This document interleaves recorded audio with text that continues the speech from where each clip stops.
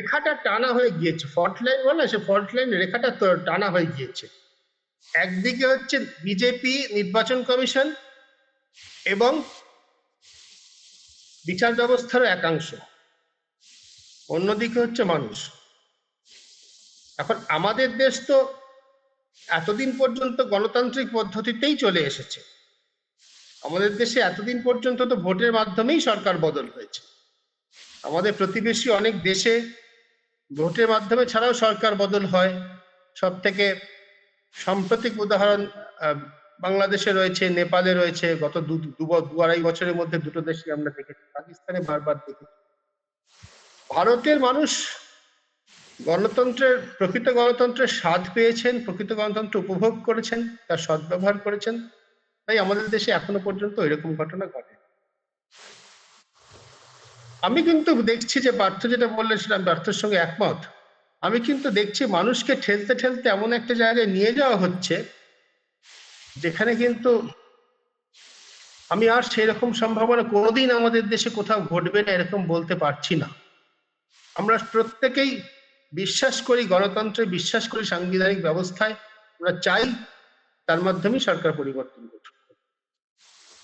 কিন্তু সরকার পরিবর্তনের জন্য যদি রাজ্যের সরকার পরিবর্তনের জন্য রাষ্ট্র যদি এভাবে অন্যায়ভাবে তার হাতিয়ারগুলো ব্যবহার করতে শুরু করে, ওই যে 2.4 মিলিয়ন 24 লক্ষ কেন্দ্রীয় বাহিনীর জওয়ান, না ভুল বললাম, 2,40,000 সম্ভবত, আমি ভুল বলতে পারি, নাম্বারটা ভুলে গেছি, সংখ্যাটা মাফ করবেন দর্শকটা আমি ফিগারটা ভুলে বলতে পারি। কিন্তু যে পরিস্থিতি সৃষ্টি করা হচ্ছে, কেন্দ্রীয় বাহিনী ডিরেক্টর জেনারেলরা 4-5 জন ডিজি একসঙ্গে এসে কলকাতাতে বসে রোবাস্ট একটা নিরাপত্তা ব্যবস্থা তৈরি করার চেষ্টা করছেন, যেটাকে সরকার বলছেন। সবগুলোর মধ্যে একটা জিনিস পরিষ্কার, বাংলাতে এবার কিছুতেই যেন বিজেপি সরকার ছাড়া অন্য সরকার গঠন না হয়।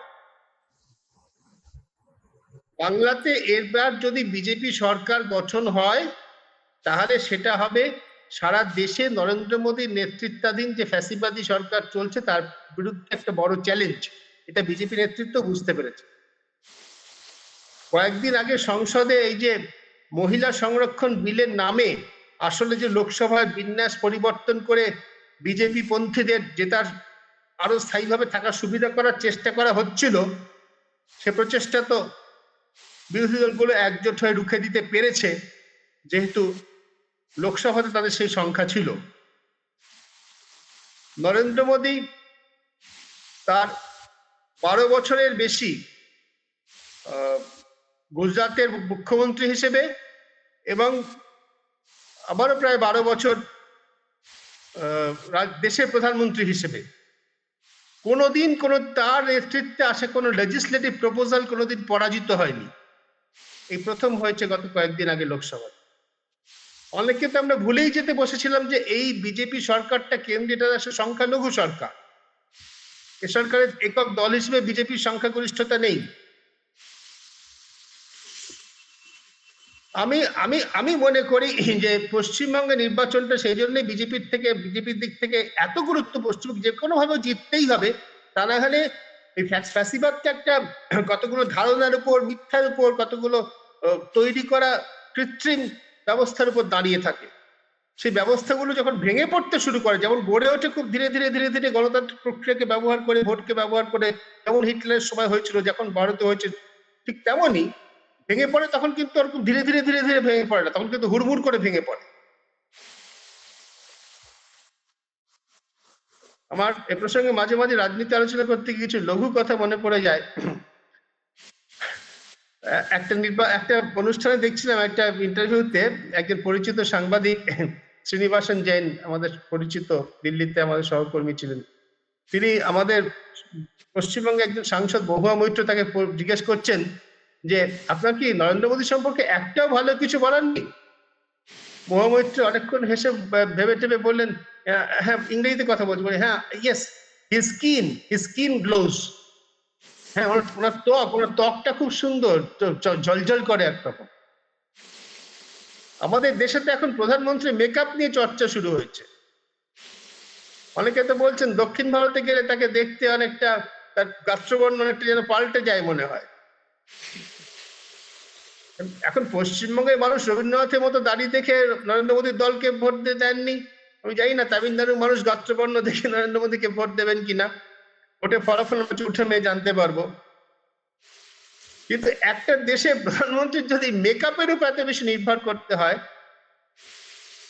হালকা ছাড়ে বলতে কি আসলে ভিতরে ভিতরে সত্যিটাই তো বেরিয়ে আসে। শুধু গাত্রবর্ণের চেহারার মেকআপ নয়, পুরো ব্যবস্থাটাই মেকআপের উপর দাঁড়িয়ে আছে, সাজানোর উপর দাঁড়িয়ে, রং করার উপর দাঁড়িয়ে আছে। আর ভয় দেখানো হচ্ছে বলে, ভীতি প্রদর্শনের কারণে এই সাংবিধানিক প্রতিষ্ঠানগুলো তাদের নানাভাবে কাউকে প্রলোভন দেখিয়ে, কাউকে ব্ল্যাকমেল করে তাদের দিয়ে সরকারের মতো করে কাজ করানো হচ্ছে, মানে সরকারের অভিসন্ধি পূরণের জন্য, সরকারি দলের অভিসন্ধি পূরণের কাজ করানো হচ্ছে। এটা এখন দিনের আলোর মতো পরিষ্কার হয়ে গিয়েছে। এবং পশ্চিমবঙ্গের নির্বাচন, আমিও বলছি আগামীকাল যে নির্বাচন হচ্ছে সেটা একটা ঐতিহাসিক নির্বাচন। এই নির্বাচনে দেখতে হবে যে পশ্চিমবঙ্গের মানুষ এই বিজেপিকে গ্রহণ করেন, নাকি পশ্চিমবঙ্গের মানুষ শেষ পর্যন্ত গণতন্ত্রের পক্ষে রায় দেন। মূল সমস্যাটা এখানে গণতান্ত্রিক ব্যবস্থাকে বাঁচিয়ে রাখার, আমি যা মনে করি সাংবিধানিক ব্যবস্থাকে বাঁচিয়ে রাখার। রাজ্যের, আমাদের দেশে এতগুলো রাজ্য রয়েছে, 5 বছর পর পর সব রাজ্যে বিধানসভা নির্বাচন। একটা রাজ্যে একটা বিধানসভা নির্বাচনে কোন দল জিতলো কোন দল হারলো এতে কিচ্ছু যায় আসে না। সত্যি সত্যি বলতে গেলে যদি নীতির দিক থেকে দেখা যায়, তাহলে আজকে পশ্চিমবঙ্গে বিজেপি সরকার আসলে বা কংগ্রেস সরকার আসলে বা সিপিএম এর সরকার আসলে, এই তৃণমূলের সরকার যা চলছে তার থেকে খুব আলাদা খুব কিছু করবে না। এই দুর্নীতি কোথাও একটু কমবে, কোথাও একটু বাড়বে, কোনো ভাতা একটু কোথাও 1.5 গুণ বাড়বে, কোথাও কোনোটা একটু কমবে, এরকম সামান্য কিছু এদিক ওদিক হবে, মূলগত পরিবর্তন কোথাও কিছু হবে না, কোনো রাজ্যে কোথাও কিছু হচ্ছে না। দল হিসেবে তৃণমূল কংগ্রেস সরকার চালানোর খুব সাংঘাতিক দক্ষতার পরিচয় দিয়েছে, দারুণ একটা দুর্নীতিমুক্ত প্রশাসন চালিয়েছে, সেটাও তো আমরা কেউ বলছি না, আমি তো অন্তত বলছি না, কখনো বলি না। লড়াইটা তাই বিশেষ কোনো দলকে জেতানোর নয়, লড়াইটা সাংবিধানিক ব্যবস্থাকে বাঁচিয়ে রাখার এবং ফ্যাসিবাদের বিরুদ্ধে। সেই লড়াইটাই পশ্চিমবঙ্গের মানুষ লড়ছেন বলে আমি বিশ্বাস করি। আর দুটো কথা বলবো, যে শর্মিষ্ঠা যেটা বলছিলেন যে এই 136 এবং 138-এর মধ্যে 136-এ উনি খুব আশার আলো দেখতে পাচ্ছেন না। এটা ঠিকই যে বিচার ব্যবস্থার কাছে গিয়ে আমরা বারবার ঠকেছি, কিন্তু একই সঙ্গে বিচার ব্যবস্থার কাছে যাওয়া ছাড়া তো কোনো উপায় নেই। মনে রাখা দরকার যে এই হাইকোর্টের যে বিচারপতিরা যে কাজ করছেন, যারা এ সম্পর্কে খোঁজ খবর রাখেন, তাদের কাছ থেকে আমি শুনেছি, প্রবীণ আইনজীবীদের কাছ থেকে শুনেছি, 2জন প্রাক্তন বিচারপতির কাছ থেকেও শুনেছি, যে বিচারপতিরা এই কাজ করছেন তাদের কিন্তু দক্ষতা, যোগ্যতা এবং নিরপেক্ষতা এ নিয়ে কোনো প্রশ্ন নেই, কখনো কোনো প্রশ্ন ওঠেনি। দ্বিতীয় কথা, খুব অল্প সময়ের মধ্যে এদের একটা অদ্ভুত কাজ করতে বলা হচ্ছে। এদের কার্যত একটা এক্সিকিউটিভ কাজ করতে বলা হচ্ছে, এক্সিকিউটিভের কাজ করতে বলা হচ্ছে, প্রশাসনের কাজ করতে বলা হচ্ছে, যেভাবে কাজ করতে এরা অভ্যস্ত নয়। এরা অনেক ভাবনা চিন্তা করে বিচারপতিরা কাজ করতে অভ্যস্ত, তারা তো রায় দেন, তারা কিন্তু এক্সিকিউটিভ অর্ডার পালন করেন না, তারা নিজেরা রায় দেন। সেইভাবে তারা কাজ করবেন বলে আমার বিশ্বাস, তাতে সময় লাগবে।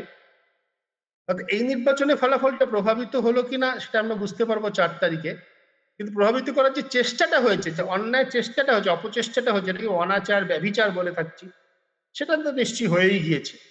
সেই ব্যভিচার সত্ত্বেও ফ্যাসিবাদী বিজেপি জিততে পারে কিনা এই নির্বাচনে, সেটাই দেখার জন্য অপেক্ষা করছি।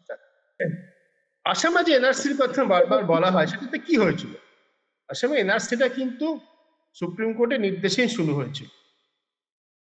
এনআরসিতে আসামে জনসংখ্যা থেকে বাদ পড়েছিলেন 19.5 লক্ষ মানুষ। এনআরসি নিয়ে তখন বিজেপি সারা দেশে, শুধু আসামে নয় সারা দেশে, আসামে এনআরসি নিয়ে বিজেপি খুব প্রচার করতে, এইবার সব ধরা পড়বে, সব অনুপ্রবেশকারী ধরা পড়বে, সব মুসলমান বাংলাদেশ থেকে আসা লোক ধরা পড়বে এবং তাদের গাড় ধরে সব ফেরত পাঠানো হবে। তালিকাটা যখন বেরোলো তখন দেখা গেল 19.5 লাখের মধ্যে 2/3 হচ্ছে হিন্দু, মাত্র 1/3 মুসলিম। তারপর থেকে কিন্তু বিজেপি নেতারা সেটা নিয়ে একদম চুপ। যেরকম ডিমনিটাইজেশনের সাফল্য নিয়ে বিজেপি নেতারা এখন একদম চুপ। 10 বছর আগে যখন করা হয়েছিল, তুড়ি বেড়ে নরেন্দ্র মোদী যখন অর্থনৈতিক সংস্কার করে দেশকে দুর্নীতিমুক্ত করে দিচ্ছিলেন, আর্থিক দুর্নীতিমুক্ত, তারপর একটা নির্বাচনে কোথাও তার কোনো প্রচার দেখেছি? এটা আমাদের সাফল্য। যেখানে একটা 1 কিলোমিটার রাস্তা যদি পাকা করা হয়, সেটা নরেন্দ্র মোদীর ছবি সহ বিজ্ঞাপন দেখতে আমরা অভ্যস্ত। ঠিক তেমনি আসামে এনআরসি কিন্তু এখন বিজেপি সব থেকে বেশি তাড়াতাড়ি ভুলে দিতে চায়। ওটা কিন্তু কার্যকর করে কাউকে ডিপোর্ট করা হয়নি।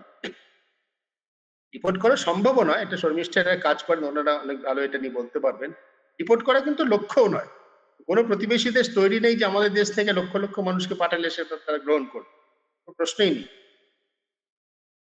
লক্ষ্যটা হচ্ছে দেশের মধ্যে দ্বিতীয় শ্রেণীর নাগরিক তৈরি করা, সস্তা শ্রমিক তৈরি করা, অধিকারবিহীন মানুষ তৈরি করা, ঠিক যেমন হিটলারের জার্মানিতে হয়েছিল, মুসোলিনি ইটালিতে হয়েছিল। তবে ওই ইতিহাসের থেকে শিক্ষা নিয়ে বলবো, কোনোটাই চিরস্থায়ী হয়নি, সুতরাং এটাও হবে না, একদিন না একদিন ভেঙে পড়বে। কবে পড়বে দেখার অপেক্ষায় আছে। সোফিয়া।